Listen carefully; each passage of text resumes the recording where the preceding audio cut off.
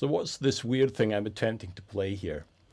This is one form of something I'm calling the Poikilophone, which is kind of an instrument system or a set of instruments, which consist of off-the-shelf hardware controllers plus my own software. This particular one, I've recorded a longer video of me actually playing it, but this video is to try and explain what's going on. So I have two hardware controllers in this case. The first one, this is something from Tech Control in Sweden, and it's a breath controller. It's responding to how hard I breathe into it, and also how I move my head, nodding and tilting. The other controller is this ring on my finger, which is from an Icelandic company called Genki. They call it the Wave Ring, and it responds to movement. So there's vertical movement, there's sideways movement, and also rotation. It's got some other things, but those are the three I'm using in this case. So how am I using those to control? The first thing is the breath is used to control the overall timing when I bring notes in and out, and how loud those notes are. So that's blowing gently. I'll blow harder.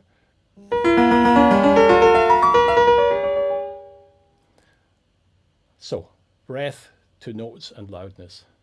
Now the other thing you might even been able to see there is that when I breathe, it's not just playing one note, it's playing a whole series of notes. So then the next thing is I'm using my head tilt to control the speed of the note. So slow to the left,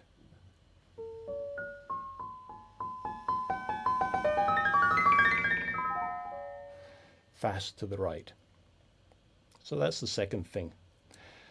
Then I'm using head tilt to control the overall pitch. Now there's also some randomization of pitch around that central area, but I'm controlling the general region of pitch by how I move my head. So high,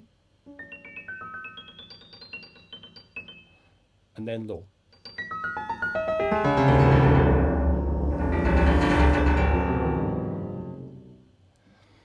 Okay, so that's the three dimensions I'm controlling from this breath controller. Then the ring, what's the ring doing? So the first one is a little difficult to explain. It's a little more complex, but I'll try. If I point it vertically, it's playing a pentatonic scale.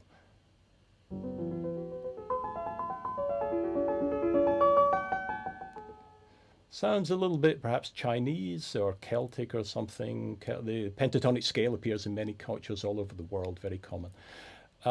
So that's when it's vertical. If I move my finger down, what it does, it starts to play, it sort of constrains the pitches. It only plays some of the pitches. So at first, if I bring it down, it starts to play every semitone. As I bring it down, then more every tone, every third semitone, etc. So I get a very atonal if it's quite vertical. Then it starts to become a whole tone scale, a diminished seventh, an augmented fourth, etc., etc., etc. And when I point it right down, it's just playing octave. So let me try and show that. I'll start with the pentatonic scale and then I'll move it down. So that's when it's vertical.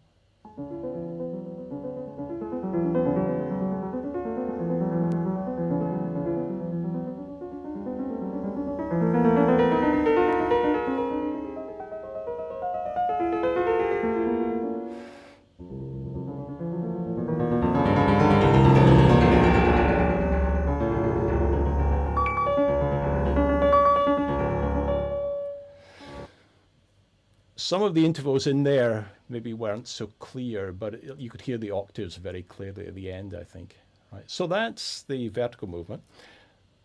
Next one then is I'm using rotation to control the duration of the notes. If I rotate, let me just reset this slightly first. Okay. If I rotate this way, it becomes more staccato.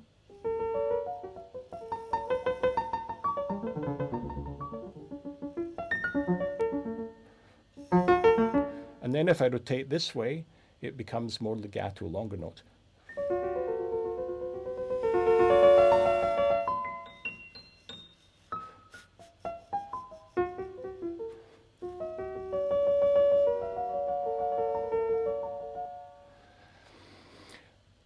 Okay, and then the final degree of control, I was having a little difficulty with it there, but what I've got is a delay line connected to this, and I'm controlling that delay. So there's a repeat, in other words, of whatever I'm playing. When I move my finger to the left, it invokes that. When I move my finger to the, when I move it to the right, my right, it invokes that. And when I move it to the left, it cuts it off. You might notice in the other video I did, the performance video, that I sometimes move my hand abruptly to the left, and that's me making sure there's no repeats of the music. Anyway, let me try and show that.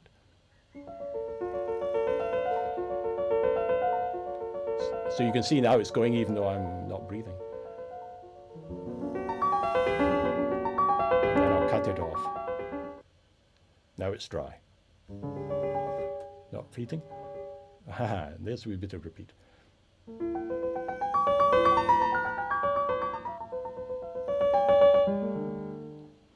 So that's about it.